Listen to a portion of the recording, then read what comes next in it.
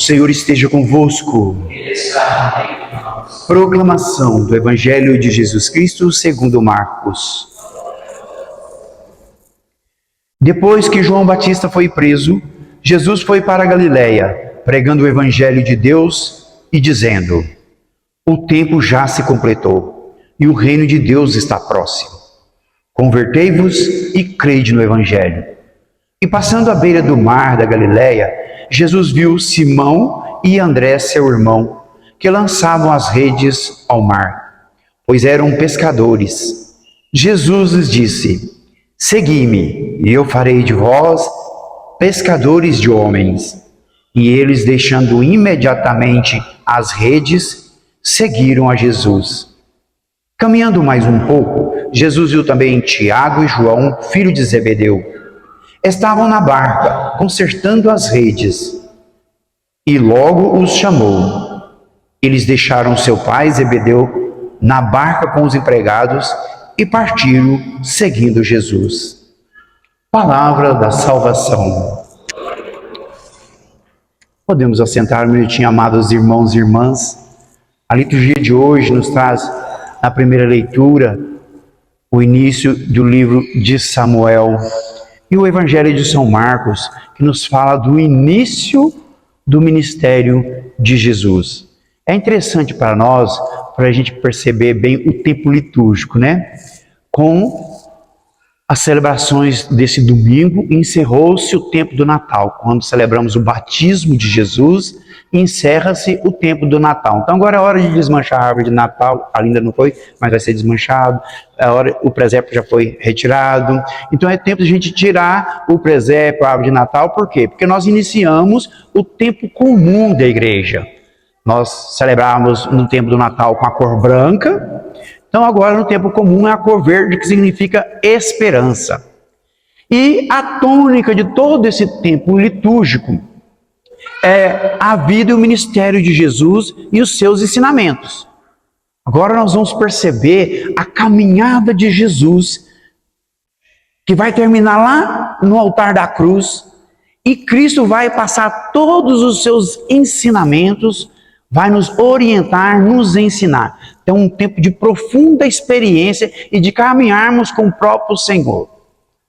Por isso, na primeira leitura de hoje, ela é muito importante para nós também. Por quê? Porque essa história de Ana nos mostra a realidade daqueles que seguem Jesus. E Jesus vai nos mostrar isso lá na frente. Que aqueles que se colocam para fazer a vontade de Deus vai passar por provações. Vai experimentar a humilhação na vida. Não é isso que acontecia com Ana? Ana, por não ter filhos, ela passava uma humilhação danada com a outra esposa do marido dela, que tinha logo 3 filhos. E a palavra fala que todas as vezes ela incomodava a Ana, jogava isso na cara dela. Mas nós vamos ver no segmento da semana que a perseverança de Ana e a fé que ela tem em Deus vai trazer um resultado muito grande para a vida dela. Vai trazer uma grande bênção para a vida dela. E ela vai ser esse sinal para nós, daquele que se dispõe a caminhar com Deus, enfrenta todas as dificuldades. Confiando, sendo firme, Deus vai nos honrar lá na frente. Por isso, no Evangelho de hoje, a gente começa a perceber também, Jesus Cristo começa a chamar os discípulos, né? E você prestou atenção nesse Evangelho de hoje, a disponibilidade deles largar tudo por causa do Senhor? E eles vai deixando. Deus, o Senhor, ao passar, e Ele já vai anunciando o Evangelho com aquela grande mensagem que você vai escutar daqui a algumas semanas na missa de cinzas. Convertei-vos e crede no Evangelho. Nós vamos ouvir essa frase lá na missa de cinzas daqui a algumas semanas. Quando impõe as cinzas e o sacerdote, o diácono ou o ministro que vai estar celebrando vai te dizer: convertei-vos e crede no Evangelho. Então qual é a grande mensagem desse tempo do tempo comum que inicia? Conversão, santificação, mudança de vida. E é isso que nós vamos aprendendo com o Senhor ao longo dessa caminhada. Aí ele já passando à beira do mar, ele viu Simão e André, seu irmão, que lançavam as redes ao mar, e o Senhor faz essa grande proposta para eles: Deixa tudo, me siga que agora vou fazer vocês pescadores de homens. E olha o que a palavra fala. Segui-me e farei de vós pescadores de homens. E ele deixando imediatamente a rede. Essa palavra imediatamente serve para você, serve para mim, para nós todos que ficamos protelando a nossa vida de conversão, de santificação. Nós precisamos deixar imediatamente tudo aquilo que nos afasta de Deus, sem olhar para trás. E a palavra continua. E o Senhor, caminhando mais um pouco, ele encontra Tiago e João, que estava consertando as redes. O Senhor faz o mesmo convite para eles. E aqui também vale a pena a gente prestar atenção nessa passagem. No versículo 20, eles deixaram seu pai, Zebedeu, na barca com os empregados.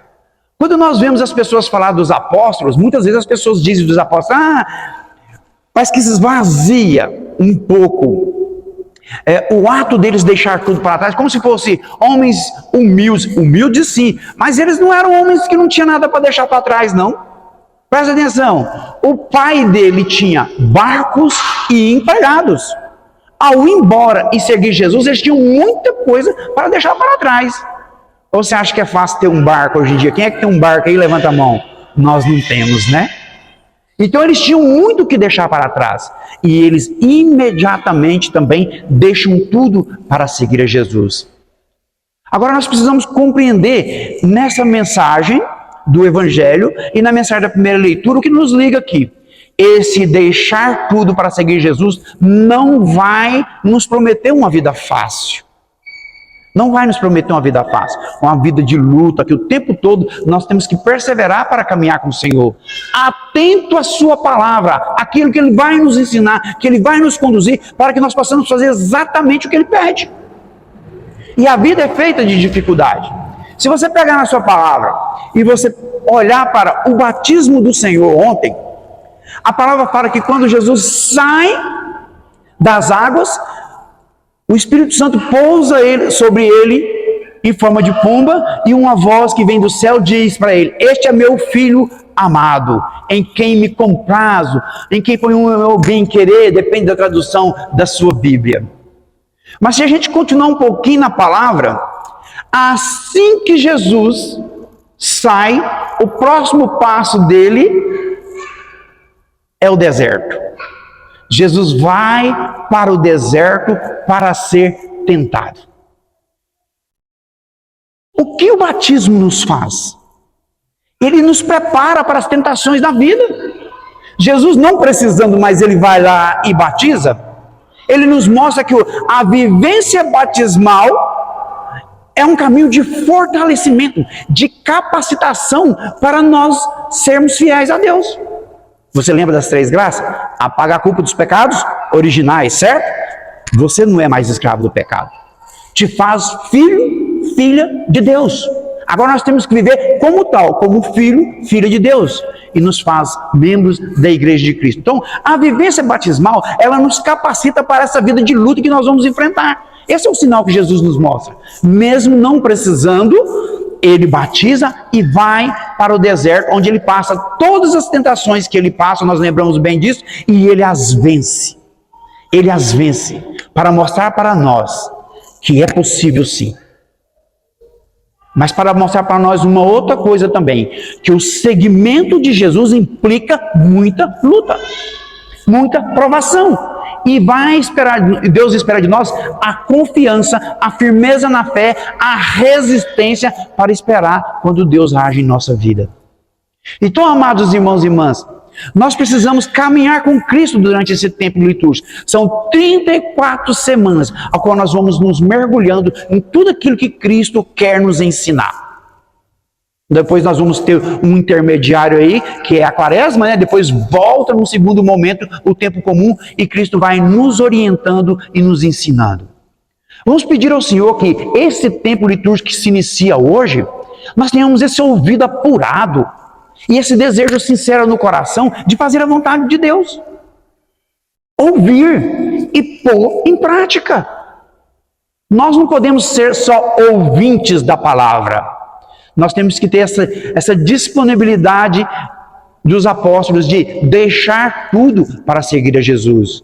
Eu não sei o que você precisa deixar. Talvez o orgulho, talvez a vaidade, talvez o apego às coisas deste mundo, o pecado. Aí o pecado todos nós temos que deixar, porque todos somos pecadores. A preguiça, o desânimo. Eu não sei o que você precisa deixar. É nessa caminhada com Cristo que o Senhor vai te orientando.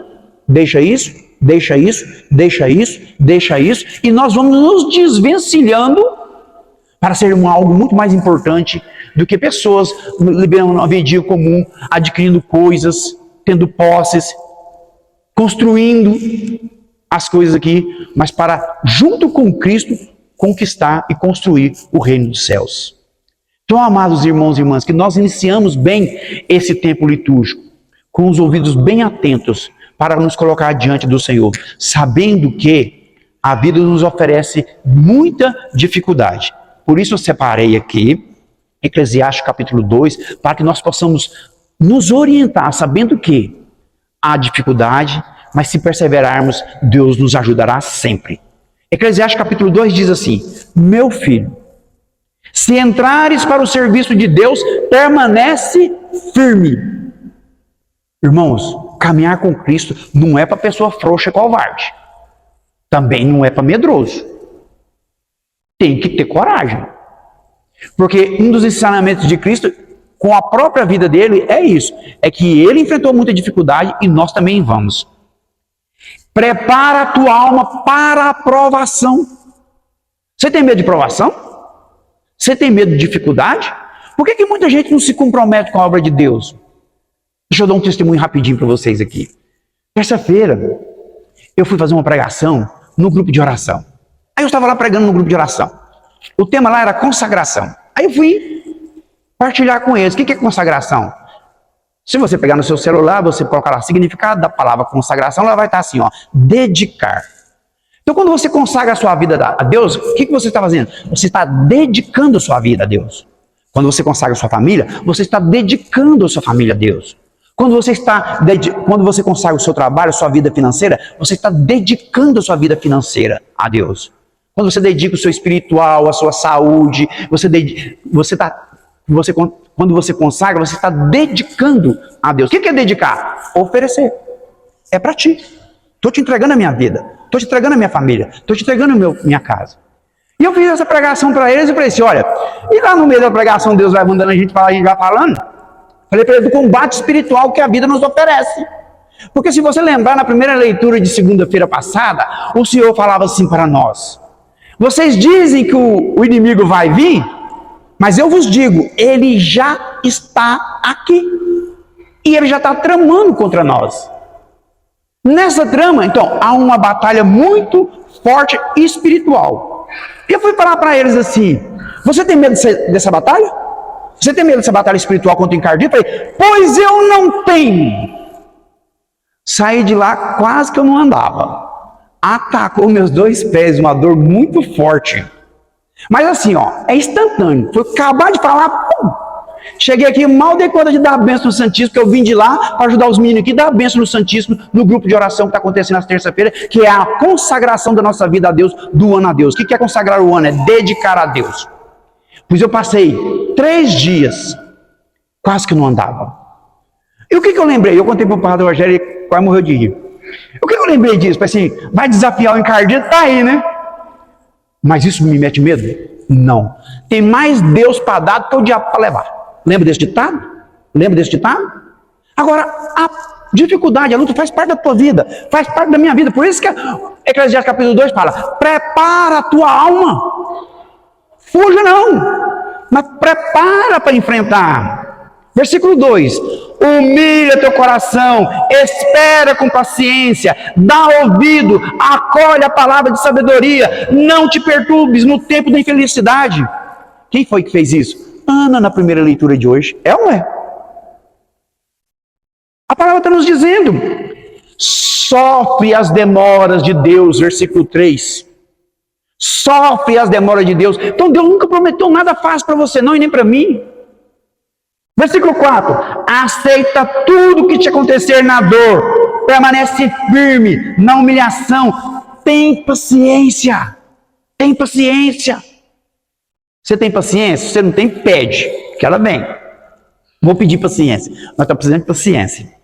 Versículo 5. Pois é pelo fogo que se experimenta o ouro e a prata. A dificuldade e a provação que você passa, ela é para te purificar, é para me purificar, é para nos libertar de tudo aquilo que é ruim. Ela não é uma praga na sua vida, não é uma desgraça na sua vida. Ela vai ser se você não souber aproveitar, porque se você souber aproveitar, vai ser uma grande bênção, um degrau, um crescer na vida espiritual. Então nós temos que aprender a usar das provações e dificuldades para vencer e ganhar, não para perder. Versículo 6, para terminar. Põe tua confiança em Deus e Ele te salvará. É isso que Jesus vai nos ensinar nesse tempo comum. A confiar. Olha para Jesus nessa caminhada, que vai terminar lá no Gólgota. Se nós não vamos ver que Jesus vai nos mostrar a todo momento a confiança, a esperança, a firmeza para vencer todas as dificuldades e permanecer na graça e no caminho do Senhor. Vamos pedir a Deus essa graça, que nós possamos perseverar, sermos firmes. E o tempo comum não é um tempo de você sumir da igreja não, tá? Mas é um tempo de você fazer essa caminhada profunda com Deus. É um tempo de nós aprendermos a ser santos com o próprio Senhor que caminha ao nosso lado. Louvado seja nosso Senhor Jesus Cristo.